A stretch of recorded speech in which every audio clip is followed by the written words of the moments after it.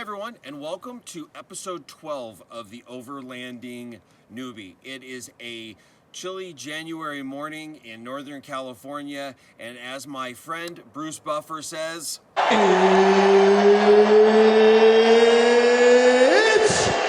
time! It's absolutely time. The trailer build's done, the research is done, the route planning's done. It's time to get out in the field. So I'm doing a really quick one night out on the trail just to kind of get everything opened up. So I'll show you. I'm gonna give you a tour once everything's been done and set up, and kind of point out some last minute things that I've done, and maybe there's some stuff that you can incorporate into your overlanding or your tent or camping life. What I did want to just share with you here a little bit is I'm going to be in the Stanislaus National Forest. My really good friend, man, I call my brother, Mark, turned me on to this place about 15 years ago. It is a beautiful national forest in the foothills of Northern California. It actually goes all the way up to the border of the Yosemite National Park. It is awesome, and there's so much to explore. I've done a little bit. The route I'm on today is about 9 miles down an old PG&E canyon road. We're going to cross over a river. I'm actually probably going to do a little bit of fly fishing while I'm down there, and then we're going to go up the ridge on the other side. And actually, let me see if I can show you here. If you look, there's a little creek coming into the river below me, and I'm gonna end up on the ridge line up above that. It's about 7 miles back from the time that we cross over the river. So really excited to get out and see how the trailer's gonna do, how it pulls. So far it's done great. Done well on an old bumpy PG&E road, but looking forward to getting it out and seeing how it does on some dirt as well. And again, gonna get everything set up, just gonna make sure it's all functional and working well for the family, and then we'll get everybody out here together shortly. So with that being said, as always, I really just hope that some of my newbie experiences are things that you can enjoy, and I hope that you have a great time, and thanks for coming along for the ride.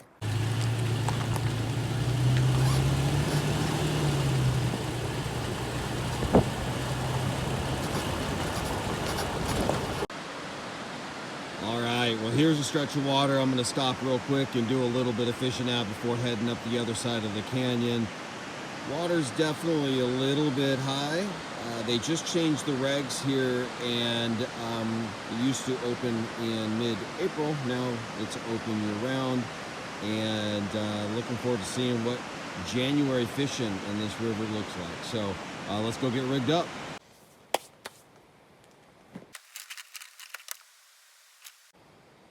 Since the water's pretty high, I'm gonna go with a kind of a heavy woolly bugger pattern with probably a copper john dropper. All right, I think we're ready. Let's go.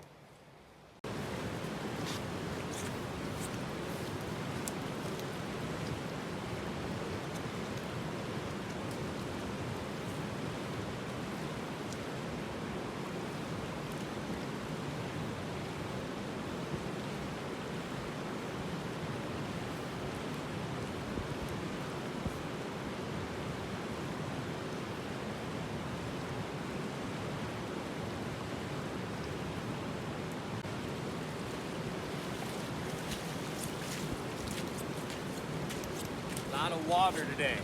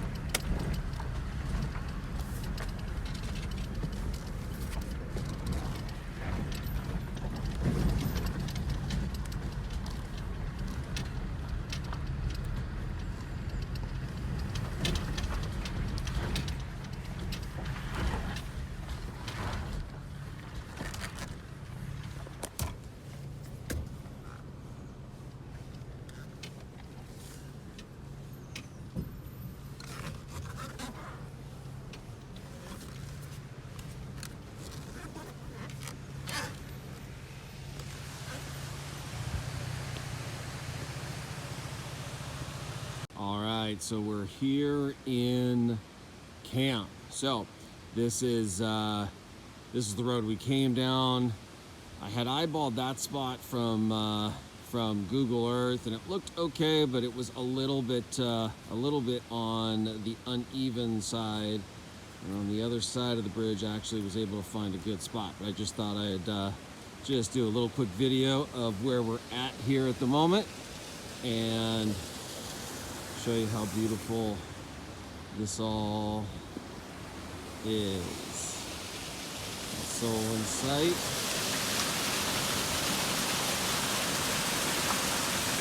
The river's flowing nicely. It's an old Forest Service bridge I'm standing on at the moment. Might even get down there tonight and see if I can pick up some trout. We'll see. And then we've got a nice flat spot. It'll be easy to turn around from here. So I'm gonna get everything set up and rolling. Watch and see. Well, camp is set up. Just thought I'd do a little daytime walkthrough, and then I'll do a little tour tonight when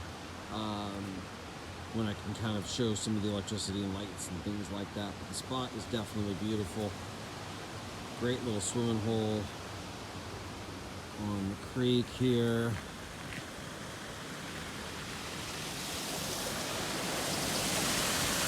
Big hole down in there. Really cool. So this is kind of the back side of the tent.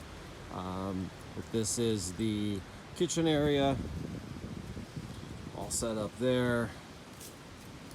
We've got our sink, hot water system, everything's working great. We've got the big tree on the propane tank. That's doing well. The shower is set up, which also doubles as a outhouse for us.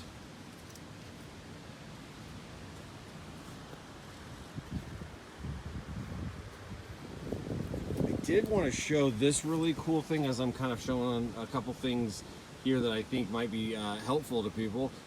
This camp chef,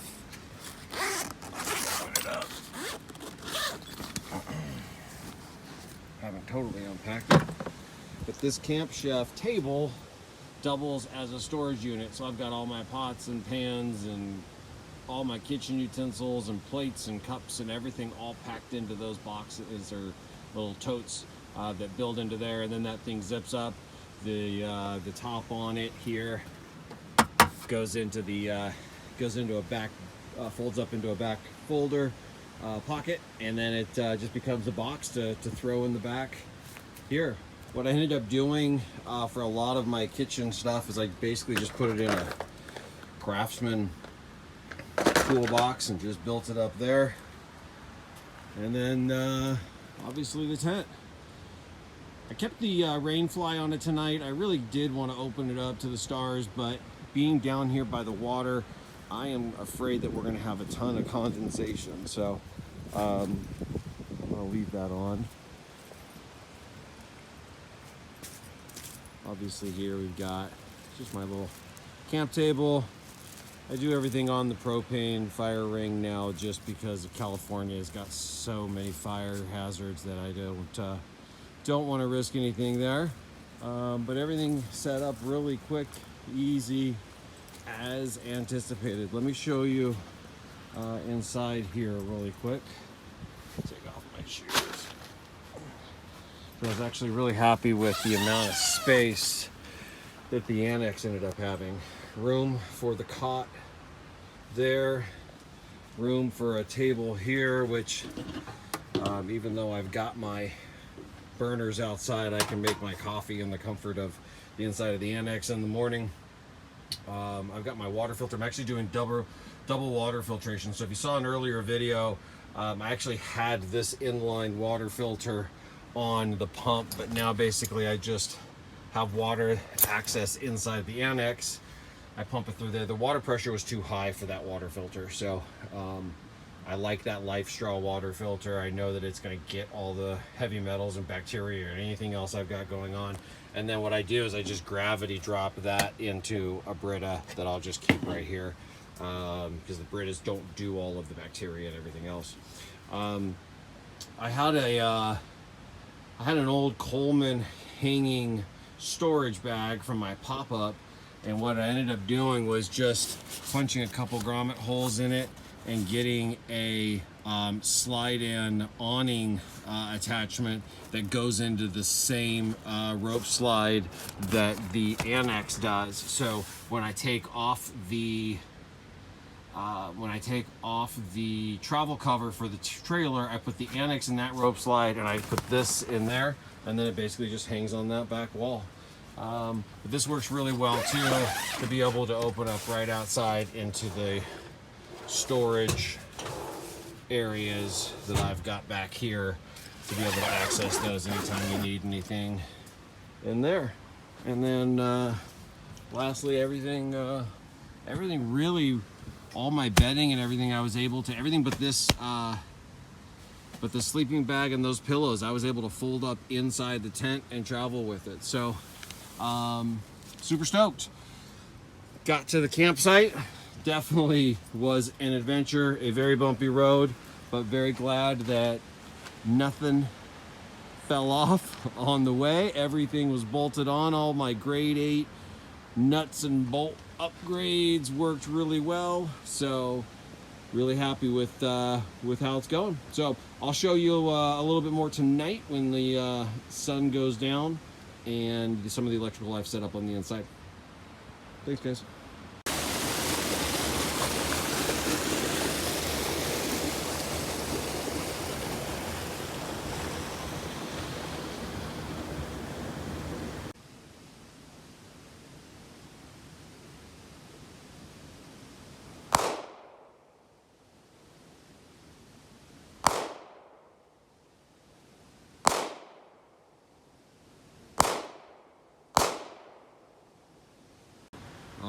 Well, it's nighttime and clearly it's dark. You see a little glow in the sky, but I got my twinkle lights going. But let's crank up some other light. So here are the camp spotlights. I was curious to see how well they were going to do with stuff out on them. Everything's set up. That kind of goes out pretty good.